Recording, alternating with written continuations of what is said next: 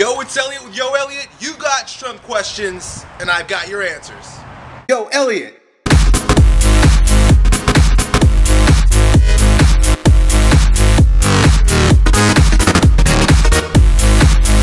Well, today we got a question from Hawaii. Our buddy Kevin3310 asks, Yo, Elliot, my question is, how do you go about doing your studies in college more efficiently? So basically, taking notes, reading textbooks. It takes 5+ hours for me to read my textbooks and study. How do I improve my learning ability and become more efficient? So, this is interesting that you asked me this type of question because you realize how much I value becoming the strongest version of yourself, and that starts on the inside with what you know, what your values are, and obviously through the activities that you're partaking in, which is studying, and something that I do a lot of. So you're in college right now and you're taking courses that are contributing to your major, and you're having a difficult time absorbing the information. So there are two concepts that I want you to consider with regard to studying, and before I even go any further, a must-have resource for you is to get your hands on Brian Tracy's Accelerated Learning Techniques. It's an audio program with workbooks that really delves into the science of how your brain absorbs, digests, and utilizes information, for a lack of better terms. And you're going to get a lot of techniques in this book or in this audio course that you can apply to studying. The two things that I want to highlight today and share with you is, number one, you've got to be in a very resourceful state, or almost a passive state of mind, in order to absorb useful information. So what I mean by that is you've got to enjoy what it is that you're learning, and it has to be almost like you're not trying to learn what you're trying to learn. I know that sounds strange, but it's almost like the effort defeats itself. It's like the harder you try, the more difficult it'll become. So what you've got to do is find a situation or find a study or an area of study that really speaks to your heart, such that it's effortless for you to absorb or just to take in the information. So for example, I was a crappy student in school because most of the courses were about things that I couldn't give two shits about. But when I went to graduate school, I started studying exercise physiology. I took my first class of exercise physiology and got an A frickin' plus. The reason why is because the information was just so exciting to me that when I was reading, it was just like I wasn't studying. I was just having a great time studying or learning about things that mattered most to me. So with regard to that, you're going to want to go into your studying mode, or you're studying for a class or whatever it is, that particular time frame that you're going to study. You've got to go into it with a very parasympathetic, anabolic predisposition. You've got to be relaxed. You've got to be breathing. You can't be like stressed out and tense physically or mentally or emotionally because you have a test to pass, and you've got to absorb this information so you can pass the test. You've got to go into it, and you can physically change your mind by relaxing your body. So before you even crack open that book or go into that class, start taking notes, just take a few deep breaths, relax, find out where you have tension in your body. Are your shoulders tense? Are your eyes tense? Are your hands tense? Relax and release all that tension. What that's going to do is it's going to put you more into a parasympathetic state of physiology, or a more anabolic state of physiology. You've heard me talk about these things before. In Chinese philosophy, it's called a more yin predisposition. And yin is female, female is in, vagina, which is about receiving.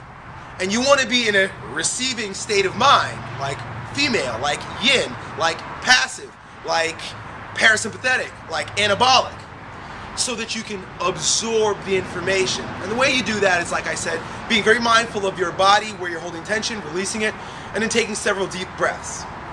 The other thing that I wanted to mention with regard to studying is that we're visual creatures.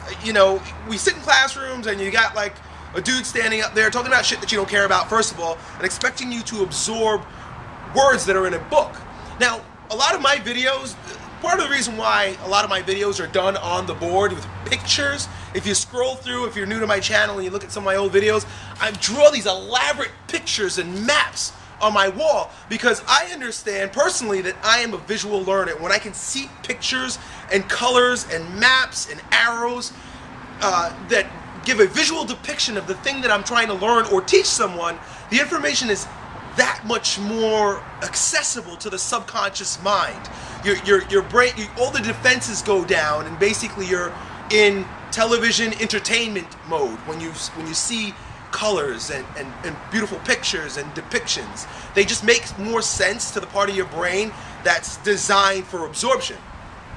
So what I would invite you to do is take your notes, and I used to do this. I tried to look for some of my old notebooks from college because I did this a lot, and I actually just found out my uncle does this. But what you're going to want to do is, there are a number of techniques when you crack open your book. First of all, use highlighters and multicolored highlighters, and then create a key for yourself. If you got 4 different concepts that you'd like to absorb, use 4 different colors, create a key for yourself. Yellow equals the nervous system, blue equals the hormonal system, so on and so forth. And then go in and make highlights associated with all those things.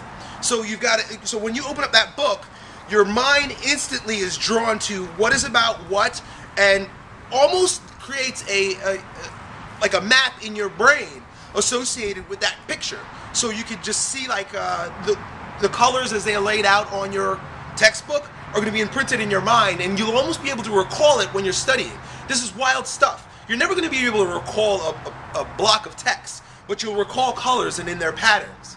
So if you've got the page marked up, so it's like yellow, blue, pink, green, you're going to remember yellow, blue, pink, green, because you're going to see a picture in your mind, and you'll be able to recall that much easier during the test. That's one thing. I used to use that quite a bit. The other thing is I would draw pictures, almost like take what's being written in your textbook or what your teacher talked about and the notes that you have, and rewrite them in pictorial fashion. So if you're talking about the nervous system and the synapses between the nerve endings and the chemicals that are the neurotransmitters that are in between them, and it's like you can't remember all those goddamn words and you can't remember all the stuff that you're talking about, but if you draw a picture of a nerve with the little tail and the synapses, and then you draw like different colors representing the different neurotransmitters, and you create a key for yourself and point out what each one of those are, now you've got a picture of the entire concept that's laid out in a chapter in your book, and it's several nerves with colors and pictures and keys, that when you embed that into your consciousness, because you are in a passive receiving vagina state of mind, and you look at that picture and absorb it, you'll be able to that much more readily recall it when it's time for your test. So I hope that's really helpful for you, man. You know, and to just wrap it up, be more passive when you're studying, more yin, more female, less aggressive, less stressed out. Get your catabolic hormones to cease somewhat, maybe meditate or breathe or just relax before class or before studying. Put on classical music. There have been studies that show that classical music playing in the background puts you into a more resourceful state of mind for absorption.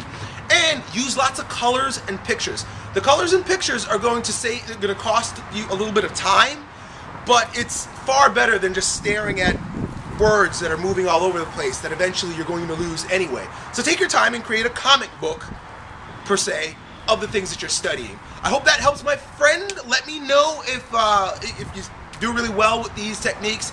Pick up that book, that audio program by Brian Tracy, and let me know how your grades are, dude.